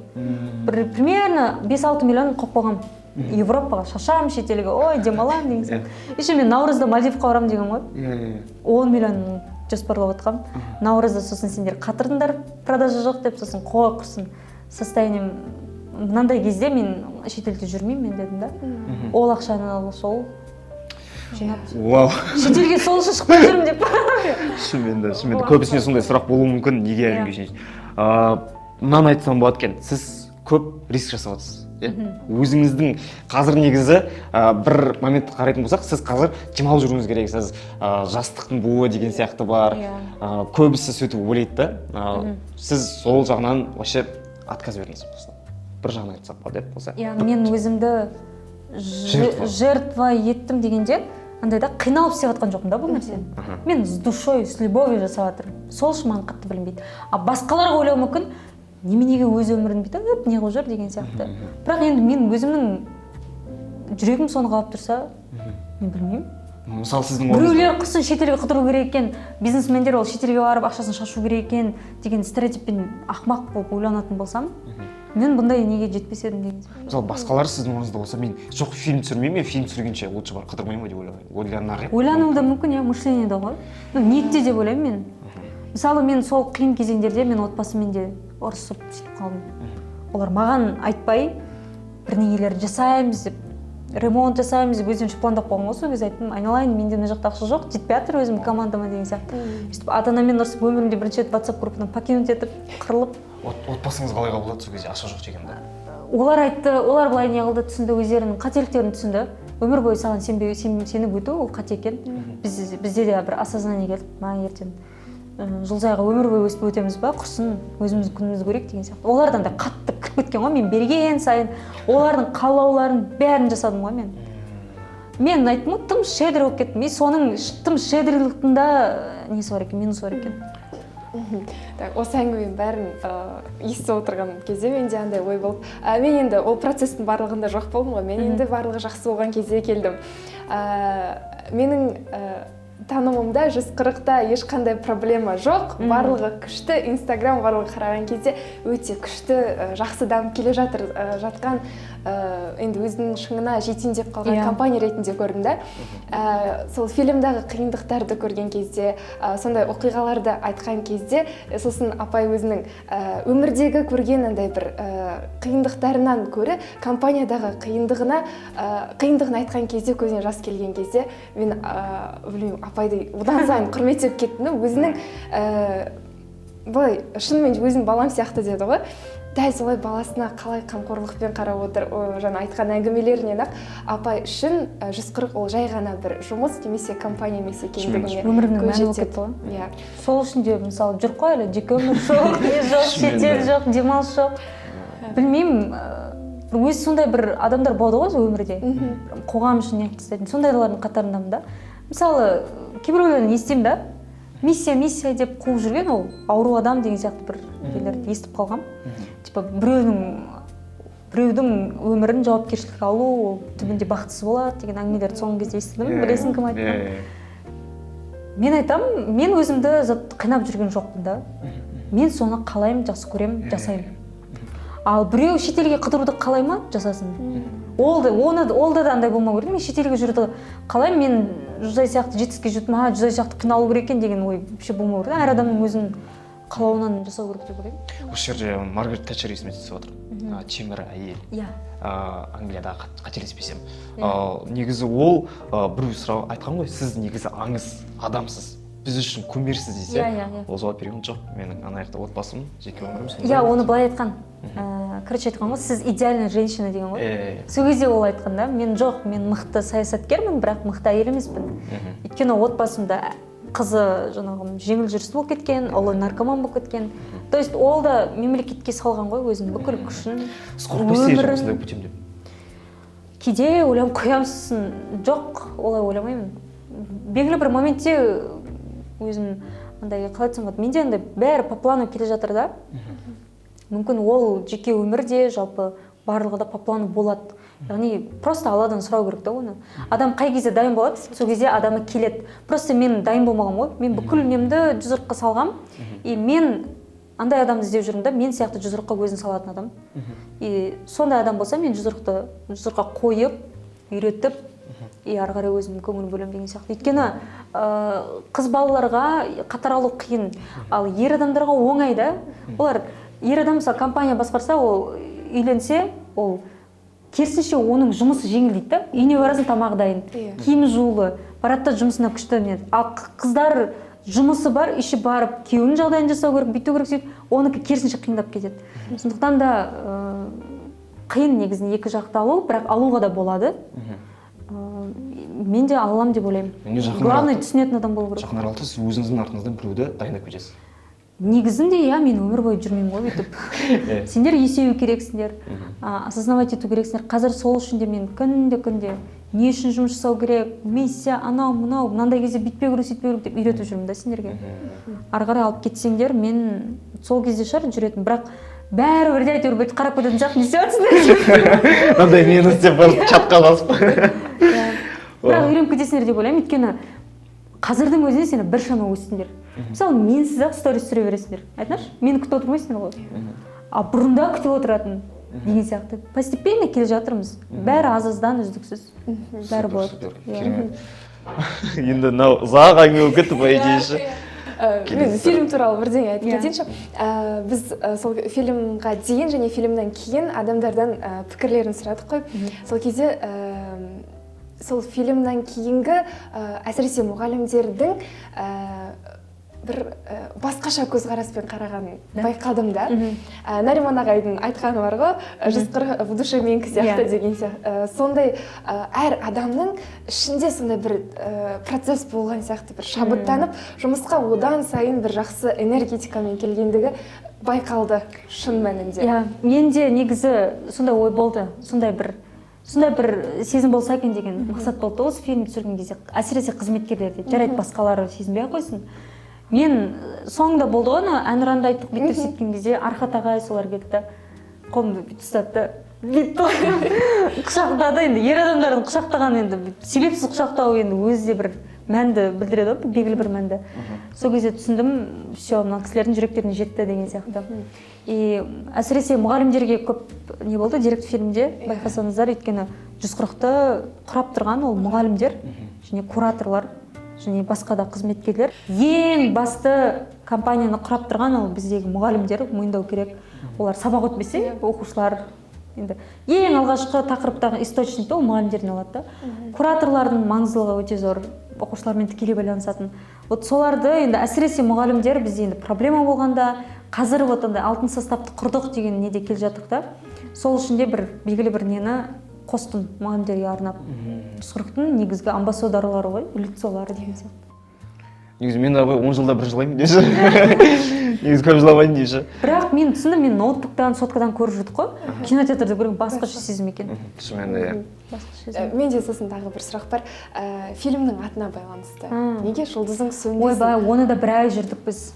Бір ай, ойлана алмадық. Соңғы бір моменттер болды, қыркүйектің аяғында, қазанның басы, еще 5 жылдыққа дайындалған кезде. Әрсен бәріміз отырдық та, ананы не қыламыз, давайте директ фильм аттарын Google-дан іздейік, бүйтейік, сөйтейік. Сосын барып, андай варианттар болды. Қарапайым 140-тың тарихы деген сияқты, 5 жылдық тарихы. Сосын Шыңғыс Мырзалы 100 деген сөзді ұсынды. Сосын барып, жоқ, келмейді деп ойланамыз. Сосын Ескендір Бестайға жазып көрдім. Ескендір Мырза айтты, бір оқиғаны айтып берді. Сосын барып, сіздер бір оқушының қиын кезеңінде оларға бір жұлдызын жағатын, көмектесетін тұлғасыдар деді да. Сөйтті ол кісі шоқ жұлдыздар мекені деген атау түсінді. Сосын барып тұрдық та, командаға қатты ұнаған жоқ, бір дораман аты сияқты деді. Сосын барып тұрмыз. Мен андайға ойладым да, мен өзімнің сүйікті шығармам бір шырағым сөнбесін деген. Мен оны 3 күнде прям жылап отырып оқығам. сол кезде мен түсінгем қыз баланың мықтылығын, көзім жеткен. Қыз бала да соңында әйтеуір несіне жете алады деген сияқты. Ол қаншама қиындықты көреді да соғыста ше, баласын бүйтіп ертіп алып. Сол кезде мә қандай қайсарлық дедім. Менде де ол нәрсе бар, мен бұйырса менде де жетем деген бір үлкен бір мотивация берген сол кітап Шырағың сөнбесін деген момент есіме түседі да. Неге жұлдызың сөнбесін демейміз дедім. Ол менен шықты идея. Неше күн бұрын? Сол қазанның басы болу керек. Түсірілімнен кейін болу керек. 5 жылдық болайын деп жатқан кез 6-сы ма, 7-сы ма. Сосын барып не қылдық, жұлдызың сөнбесін деген бәрі ойлап қалдық. Мә, реально келетін сияқты деген сияқты. И бүйтіп опрос жасадық қой, жұлдызың сөнбесін көп нені алды да. Идея да кеп тұр, не де кеп тұр. Сосын барып соңында ғана бар ғой, Асхатқа не қылатын. Андай интро бәрі қиналады, аутрода біз вот сондай қиналған кезде 140 келіп көмектеседі. Мен ана 140 сияқты болдым ана жерде. Мағынасы сол негізі. Анау қиналып жатады да, келем да, қанша баласаң да ештеңе етпейді. ОБТ өмірді соң емес, жұлдызың сөнбесін. Сол жерге ана жұлдызың сөнбесін күшті келді, Нұржігіттер вау күшті деді. Не вот коннект болды, жасадық. Андай миф бар еді ғой, Исаак Ньютонның басына алма түсіп, гравитация заңын ойлап тапқан. Сондай болып тұр ғой, примерно. Сондай болды. Шырағың жұлдызың, иә болды деші. Жұлдыз, әйтеуір ойлайды шығар, бүкіл жерге жұлдыз тастамайды кетіп. Кейбірлері андай да, мысалы названиені бірінші ойластырып алады, сосын барып соған байланысады. Бізде примерно мен ойлап жүрмін сондай бірдеңе болатын шығар деп. Соңында таптық әйтеуір. Креативный болу керек дедім ғой.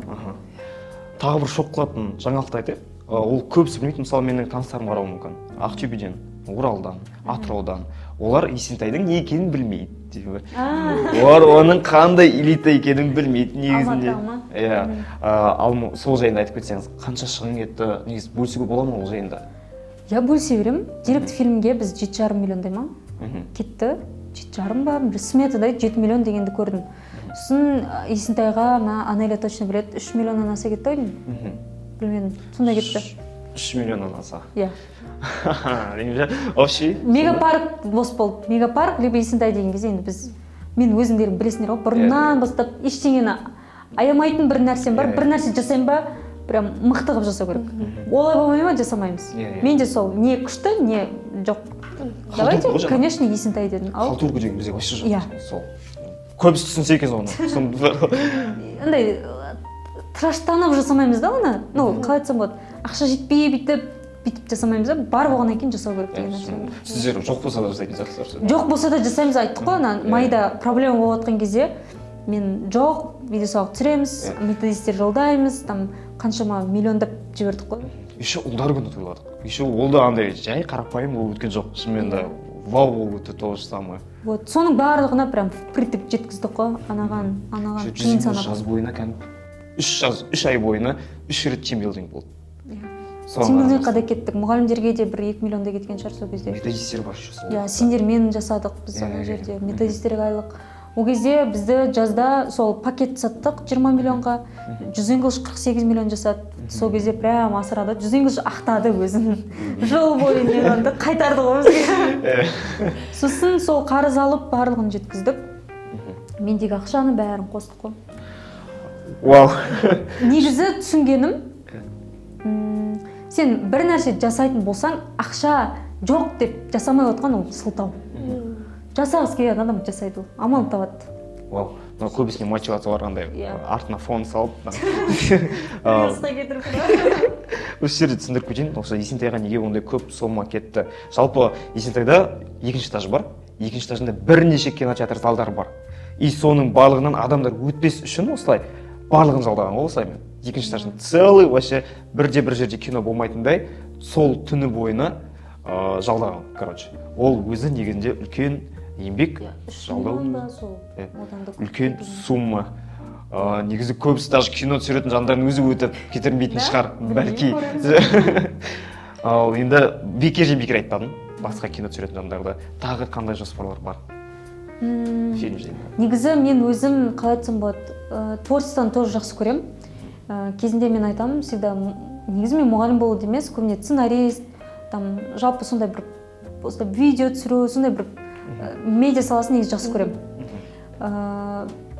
енді мен болашақта сендерге де айтқам, кезінде біз медиа агентство ашуымыз мүмкін, осылай тәжірибемізбен бөлісетін таланттардың негізі потенциалын ашып көмектескен ұнайды маған.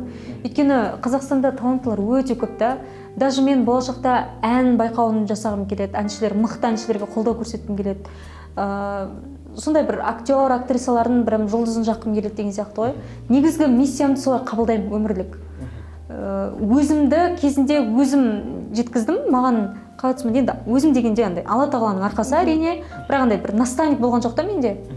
Бірақ жаңағы мектептегі мұғалімдерім барлығы, вот директорымды айта аламын. Вот менің сол кезде жұлдызын жағып, прям көрсеткен деген сияқты. И менде андай ой болады да, басқаларды сөйтемін деген сияқты. И мен болашақта фильм түсіргім келеді. Фильм тоже түсіргім келеді. Бүкіл ол кезде оны уже Қазақстанның бүкіліне жарияланатын, қазақстандардың бір сана сезімін оятатын деген сияқты ма, или білмеймін, мотивация беретін ба. Сондай бір фильм түсіргім келеді, и біз директ фильмді соған дайындық ретінде де жасап көргіміз келді. Қалай болады екен деген сияқты. Сериал болады ма алда? Бәдиев айтып еді, осы сериал түсірейікші деп. Артымнан қалмай жүр сериал түсірейік апай деп. Ол уже пайдасын ойлап кетеді ғой. 300 миллионға түсірсек 600 миллион болады деген сияқты. Сериалда түсіруіміз мүмкін, фильмде түсіруіміз мүмкін, барлығы мүмкін. Негізі сол бағытта жұмыс жасағым келеді. Барлығына қауқар жетеді, бірақ та найджайлы жасалғаны келеді барлығы. Иә. Қазір да түсіріп тастауға болады негізінде, иә. Бірақ дайындалып, кәдімгідей ойланып бастау керек қой. Мысалы, кейбіреулері стартты бастап кетеді, бірақ негізі стартқа емес, көбіне соған дейінгіге уақыт көп кету керек қой. Біз мысалы бір ай дайындалдық, 4 күнде түсіріп тастадық деген сияқты ғой. Тойдың болғаны болады қазір. Осыдан қалған ғой шынымен де. Негізінде сол ұзақ уақыт алды, даже перенос дата бойынша да неше рет ауыстырдың кинода? Біз негізі 10 қазан сол 5 жылдықта көрсетеміз дедік. Потом 22 көрсетеміз дедік, үлгермейміз дедік та 31 ғой. 31. Даже 31-нен де үлгермей қаламыз ау деп ойладық та. Үлгерейік дедік. Мен примерно ойлап тұрмын, сіз кино қарап отқанда. Қарап отқан сияқтысыз ғой, мен даже премьераға бармайын деп ойладым. Бірге кірмеймін, бармаймын, маған отыра алмаймын ана жерде деп. Сосын Жанар Шайыққа қасыма алып алдым да отырдық, екеуміз қарап отырмыз. Кейбір моменттерді бүйтіп отырдым. Қалай қабылдап жатыр екен деген сияқты. Жан екеуміз бірімізге қарап қоямыз. И соңында бәрі тұрып маған қарап шапалақтаған кезде мен күткен жоқпын ол нәрсені. Сосын бәрі әйтеуір ұнады ау деген нәрсе болды. Солай. Андай Apple-дың новый бір продукциясы шыққанда, iPhone шыққанда бәрі шапалақ ұрған момент, например, соның бір көрсеткіші сияқты. Жалпы біреулер түсіреді нені директ фильмді. Просто так бір кадрда отырып, сіз жіберген іш мысалы не бар ғой. Сол кезде ана до конца қарамаған мен. Ішім пысып, ұйықтап қалыпты, осындай бір соғанда. Ана аяқты қарап отырып, кадр бірнеше рет ауысқан, машинаның ішінде қызықты моменттер, архив, барлығы бар. Еще архивті сіздер просто так басқа интернет жинап салсаңыздар. Кәдімгідей түсіргенсіздер, алғансыздар. О, архивті жинаудың өзі қиын болды. Анау қайда, мынау келмейді, мынау келеді деген сияқты. Яғни жұлдыздың сөнбесін, осындай жоғары профессионалдықпен, үлкен еңбекпен жасады. Иә, Нұржігіттердің де алғашқы директ фильм түсіру жобасы болды. Бізде алғаш рет, мен ойлаймын, алғашқы дүние үшін бұл жаман болған жоқ деп. И біз, мен өзімнің принципімді білесіңдер ғой, прям бір нәрсе жасаймай, идеально жасау керек, шедевр шығару керек, әйтпесе жоқ деген сияқты. Мен директ фильмнің өзін айттым ғой, шығармау мүмкін, шығармай қоямау деген сияқты. Көңілім толмай сондай болды. Бірақ әйтеуір еңбекпен шығардық қой. Андай сұрақ келді басыма. Танымал жандардан біреу жазып жатыр ма? Жалпы ірі кәсіпкерлерден болсын, қолдау, вау, күшті деген сияқты кімдерден көрдіңіз? Иә, жазды. Мен бір кісімен кездескем. Былтыр кездескен кезде ол кісі бір мектептің директоры. Сол кісі жазып жүргенде мен шок болдым. Өйткені ол кісімен мен кездескен кезде прям андай мықты екенін мойындадым да. Прям ойы да, несі де андай басқаша ойлайтын кісі екен. Сол кісі прям күшті дами беріңіздер, ұнады деген кезде мә дедім. Кәсіпкерлер де даже жазып жатыр, қайдан көруге болады деп сұрады да уже ол кісілерде. Мен ойлаймын, уже көріп, примерно танысып біліп жатқан шығар деп. Жазғандар болды, иә, бірен-саран. Вау. Енді осы подкаст бойына өзіңіздің ішіңізде қалған бір тағы жайттар бар ма? Мысалы, мынаны айтсақ болады ма? Деректі фильм арқылы бір айтылмаған зат бар ма? Түспей қалған, не болмай қалған ба? Өзіңіз андай іште жасырып қалған? Жасырып қалған сол конфликттер шығар. Неше конфликттер болды ғой, әсіресе мұғалімдермен. Оның бәрін бүйтіп айтып отыру керек емес сияқты деп ойладым. Мен көбіне анаған акцент қойғым келді. Біз әр бөлім қалай құрылды. Мына біздің қазіргі барлық қайталап жатқан методикамыз қалай ойлап таптық. соған қарай акцент қойып сол жаққа қарай не қылдым. И оқушылардың санын байқадыңдар ма? Басында 20 бала, там 350, 1000, 3,5, 6000. И біздің бұның осының өзі біздің қалай өскенімізді көрсетті. Яғни бұл біздің 140 осылай күшті болып келе салған жоқ, нөлден басталды. Ол қаншама еңбек талап етті. И соны көрсеткім келді негізінде. Конфликттарды мен қоспадық. И кейбір моменттер болды, неважно алып тастайық деген сияқты. Андай ғой, жалғыз 140 өскен жоқ, 140-тың айналасында жүрген жандарды өсті. Мен де өстім ғой. Я, мен де бала болып сендермен өстім ғой. Мен сендермен келген кезде мынандай болған жоқпын ғой. Сендерді оқытқан кезде. И 140 ол маған да мүмкіндік берген. Ол мекен. Көбі шатасады 140 ол жай деп. Негізі 140 ол команда, оқушы бәрінің қосқандағы қосындысы ғой ол. Мысалы Нариман ағайлар болсын, олардың жасы сол 2021-20 жылғы фотоларын көрдім болсақ, вау дейміз да. Қазір кринж фотолар, видеолар қосып қалмайшы. Сол бір затты айтып кетейін. Нені киноны қарап болғаннан кейін Нұржігіттің жанына барам. Помнишь, біздер 2 апрель подкаст шығады 100-100. Сол кезде сіз айттыңыз. Біз бұйыртса фильм түсіреміз. Деректі фильм түсіреміз, және оны түсіретін Нұржігіт. 2 апрельде шықты сол подкаст. Мен сол кезде ренжігеміз сізге, неге менімен түсірмейсіз подкаст деп. Помните? Иә. Нұржігіт түсірді ғой. Фильм түсіреміз Нұржігітпен дедім. Негізі Нұржігітті басынан көргенде мен сторис салғам. Ол бүйтіп бірдеңе істеп отқан, Есентайға келген ғой ол. Бира басымен сау қоғам, мына баладан өте жақсы бала екен, бірдеңе шығады деп па, бірдеңе жазғам. Бір чуйка ма, білмеймін, сол баладан бірдеңе шығатын білдім сол кезде ше. Шықты. Нұржігітті өсіп жатыр, бізді өсіп жатыр, сізді өсіп жатыр. Общий 140 өсіп жатыр. Өсіп жатыр, иә. Бұл жерде сол пейілден сияқты, мен ойымша. Иә, ниет, біздің ортақ мақсат, біз түсініп тұрамыз да, бір-бірімізді не үшін, кім үшін жасап жатырық деген сияқты. Біздің мақсатымыздан біреуді құлату, біреуді иә, вот именно менде қалай айтсам, конфликт болған кезде көбіне сол жақтан шығады да. Былтыр бізде нәтижеге де таласып қалған кез, есіңде ма? Ақыр аяғында келді, кешірім сұрады, бәрі жақсы. Андай да, мен білім саласындағы адамдар негізі алдында біз Қуаныш Бесекпен кездестік қой, сол кезде қасында адам айтты да, именно конкурент дегенге білім саласындағылар таласып жұлыспау керек. Именно білім саласындағылар. Өйткені олар білімді и жұртқа білім береді, тәрбие береді.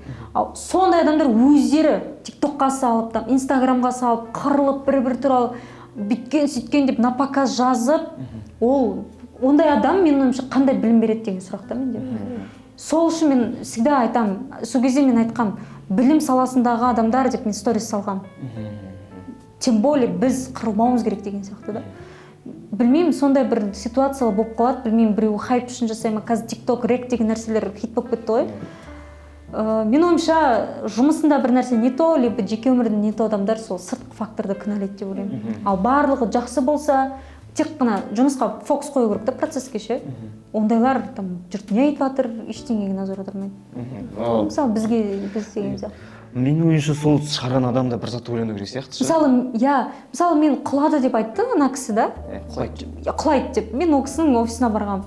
Мен ол кісі жаман ниетпен айтты деп мен ол кісіні кінәлаған жоқпын. Ол кісі айтты да, мен қайта жаным ашып айтып жатырмын деген сияқты. Мен қабылдаймын ағай дедім. Қабылдаймын. Алла тағалаға аян, бәрі де болуы мүмкін дедім. Мен барып ол кісі неге сіз құлайды деп айта, сторисқа салып, рекке шығарып, ана битті мен отомститем деген вообще ой болған жоқ. Мен больше компанияға назар аудардым да процесске ше.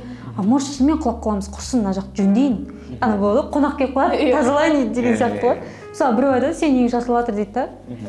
Ертең ана үйім бітіс болуы мүмкін деген сияқты ғой. Барам, үйімді қарадым, шынымен проблема бар екен. Шашылып жинадым. Мен ол кезде мысалы айтуым мүмкін еді. Сіз неге өйтіп айтасыз вообще деген сияқты. Ондай ештеңе болған жоқ. Сондықтан андай ол кісі де енді көрген шығар фильмді. Мен лично айтам, ешқандай қайта сөйтіп айтқанда рахмет. Мені оятты. Көп проблемаларды шешуге неге түрткі болды өйткені ол кезде демалып жататын кезім ғой негізі. Майда жұмыс бәрі бітеді, маусымда, шілде, дым демалған жоқ. И команда сендер де демалтқан жоқпын ғой. Мен демалғанда демалмадым. 2 апта ауырып қалдым осы кезде. жатты ғой. Мен белімді көтере алмай тұра алмай қалдым ғой. Тамақ ішамай қалдым дұрыстап. Сол кезде алла тағала құрсын жат деп маған ауыртып демалтып отқан сияқты болды маған. Бұл жерде менің туған әпкем күйге шықты ғой. Мен айтқанмын ғой, бармаймын деп. До того сөйтіп кеткен ғой, жұмысқа кіріп кеткен ғой бұлар. Сосын барып, кім айтты саған? Назерке айтты ма? Назерке айтты, қой бар жындысың ба деп. Соңғы моментте алдым да билетті. Өзі анашым жазды. Балам, мына жақта әпкең ренжіп жатыр. Енді әпкеңнің ағалары жоқ білесің деген сияқты. Сосын ладно деп еще 4 күнге барғанмын. Еще Нариман ағайдың тойына да бармай қалдық қой көбіміз. Менде ол кезде состояние ужасно болды. Ол кісіге жазып жібердім, бізде отбасылық проблема бар. Кешіріңіз, мен бара алмаймын. Мынандай кезде мен той тойлай алмаймын деп ол кісі түсінді, қабылдады. Вот. Негізі жаңағы тема неден басталды? Мен негізі айтқым келгені мынау ғой бұл жерде ше. Мысалы сондай бір зат шықпай тұрып, ана ойлану керек сияқты, оның артында тұрған қанша еңбек бар, қанша жағдай бар. Анық біз жарайды сол кінәмізді, өтірігімізді, қателігімізді мойындамасақ бір сәрі да. 140, ой сен кімсің, біз 140-пыз, бізге дым деме деген сияқты бұл кейден сөйлеуге де болады. Анан еще оның артында тұрған команда қандай күй кешетінді ойлану керек сияқты. Мысалы нешеуің болды ұйқы жоқ тұрсыз деген сияқты болшы. Сол айтқым келген негізі. Маған соны жұрттар жіберді, өйстіп жатыр, бүйтіп жатыр деген сияқты. Уже бар ғой, үйреніп кеттім ондайға. Мен қырылып үйреніп кеттім.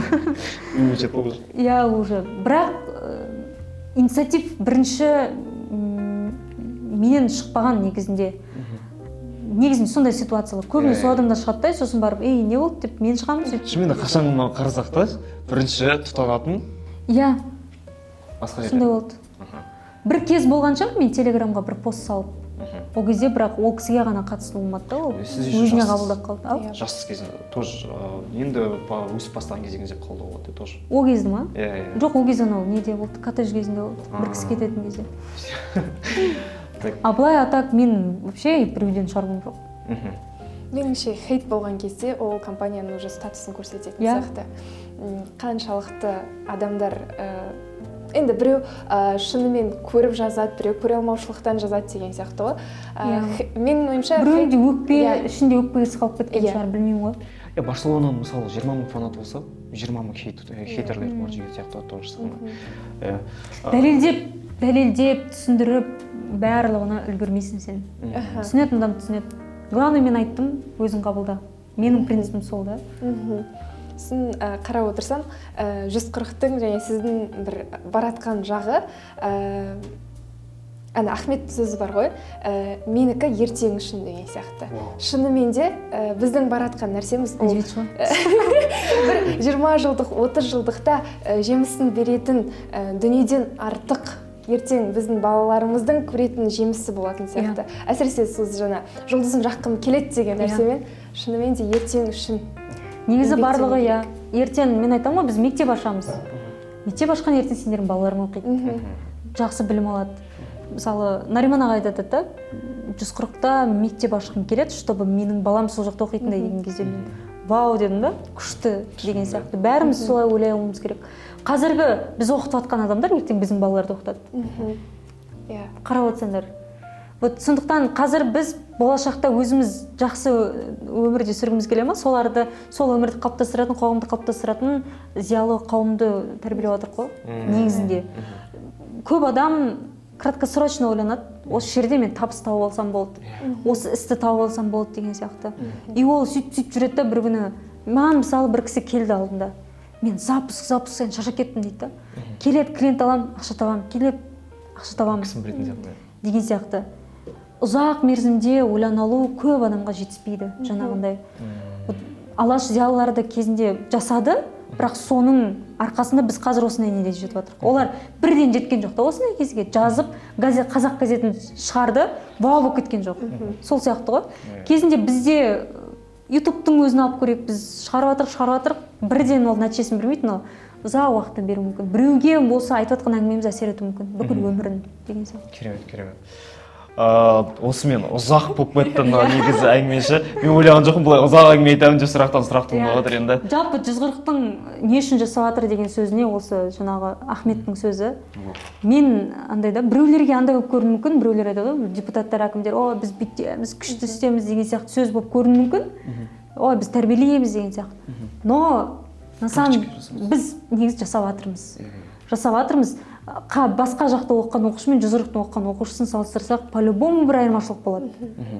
Прям 100% болмаса да болады. И мен оны көзбен көріп жүргендіктен прям біз айта аламыз да, осы үшін жұмыс жасаймыз и жұмыс жасай береміз деген сияқты. Құр сөзбен біз ұрандап жүрген жоқпыз. Мысалы бір мысал айтып кетейін соған. Қазір мен айналамдағылар мені қызық көреді. Мен сөйлеген сөзіме, не істегеніме, универде болсын да, мен барамын да айтамын, апай мен бүгін сабаққа дайындалған жоқпын, бірақ та мына тақырыпты сізге айтып берейін. Шындықты айтамын да. Ал олар ана қызық, саған бал керек емес па деген сияқты. Соған мен қазір жұмыстан алдым да, кәдімгі ақиқаты тура сап. Иә, қалай бар солай айту, жағымпазданбау, шынайы болу, адал болу, өтірік айтпау, дұрыс жолда жүру. Ең главный қоғамға бірдеңені бірінші берсем екен, алу емес, қара басын ойлау. Осы нәрсені әр оқушыға, командаға түсіндіру үшін жүрмін. И сол нәрсе шынымен де нәтиже беретінін мен түсіндім да, өзімнің тәжірибемде. И командадағы адамдар да түсініп жатыр деп ойлаймын. 5 жыл бойына жасаған заттыңызды фильммен көрсеттіңіз. Енді алдағы 5 жылға не күтесіз? Алдағы 5 жыл енді біз қазіргі өзіміздің курсымызды одан әрі дамыту, өзгеріс, всегда өзгеріс алып келу. Ол әрине IT жағынан біз көп нәрсені жасағым келеді. Даже жасанды интеллект қосу деген сияқты. Барлығы команданың тиімді жұмыс жасау үшін, өнімді жұмыс жасау үшін және оқушылардың ыңғайлы ауылдық жерде болса да ол сапалы білім алғанын қамтамасыз ету. Және сол онлайн, офлайн мектеп ашу, прям үлкен, андай қалай айтсам болады, Гарвард университеті деп айтатындай біздің күшті бір элитный мектеп ашу, прям мықты оқушылар там оқитындай, чтобы олар ертең оқи алмай жүргендерге көмектесетін деген сияқты. Біз енді барлық Қазақстанды қамти алмаймыз ол мектеп. Енді біз концепциясын енді құрып жатырмыз. Может, ол жақта кілем мықтылар, либо нашарлар, либо аралас деген сияқты. Но мен араласты қалап тұрмын. Барлық деңгей. Бізде онлайнда да дұрыс солай. Барлығын бірдей көреміз, сен нашарсың, мықтысың деп емес деген сияқты. Содан кейін онлайн мектеп бұйырса ашу, бүкіл Қазақстанды ауылдық балаларға сапалы білім беру. Біздің платформадан оқу деген сияқты. Барлығын шешетін бізде IT команда. Бұйырса сол жаққа барамыз. Кітап шығарамыз, фильм түсіреміз, бүкіл, иә. Короче, андай ғой, осы нәрсені насихаттау үшін, немен насихаттауға болады, соның бәрін жасаймыз. Как будто түс көріп отқан сияқтымын бар. Шынымен бар, бір момент жаңағыдай ұйықтап кеткен сияқтымын бар, ұйықтап түс көріп отқан сияқтымын. 140 ол тек ұбт-мен шектелмейді. Соны айтамын, бізде ағылшын курс бар, ағылшынды дамытамыз. Менде андай цель болды да, бізден шыққан әрбір қазақ балалары ол ағылшын тілін білу керек. Өйткені ағылшын тілін білмегендіктен менің қазір аузым пісіп жүр да, өзім көріп жүрмін, ол дұрыс емес екен. Шетелге оқуға түсіру. Қазір бізде қаншама шетел кетіп қалады, бірақ қайтып оралмайды. Мен андайларды тәрбиелегім келеді, шетелге барасың, білім аласың, онлайн болсын қазақтармен бөлісу. Шетелдік біліммен деген сияқты. Сондай, сол үшін мен шетелге оқытуды неғым келеді. Сондай пландар бар, берсе. Супер, күшті. Осымен енді қарап отқан жандарға бір сәттілік бар. 5 жылда да, 10 жылда да өмір сүреміз берсе. Соңғы сөзіңізді айтып жүріңіз. ұбт кетсе де, жоқ болып кетсе де, біз білім саласында қаламыз. Берсе, Алла қаласа. Барлықтарына рахмет. Сендермен бірге өткізген ең алғашқы дейсіз осы жылдың подкасты 100/100 аяқталды. Апай, келгеніңізге рахмет. Мен негізі идея менен шықты, ашық түрде айтайын. Осы директ фильмге өте көп сұрақтар кеп қалды да, өздеріңіз ойдан құрастырдыңыздар ма, или шынайы түсірілді ма. Осыны жауап бергім келді. Барлығына пайдалы болды деп ойлаймын. Әсем, Аманас, сендерге де рахмет. Тыңдап, до конца тыңдаған оқырмандарға да рахмет. Бір пайдалы бола алдық деп ойлаймын. Енді өздерінің түйген ойларыңды комментарияға жазып кетсеңдер күшті болады. Рахмет. Сау болыңдар.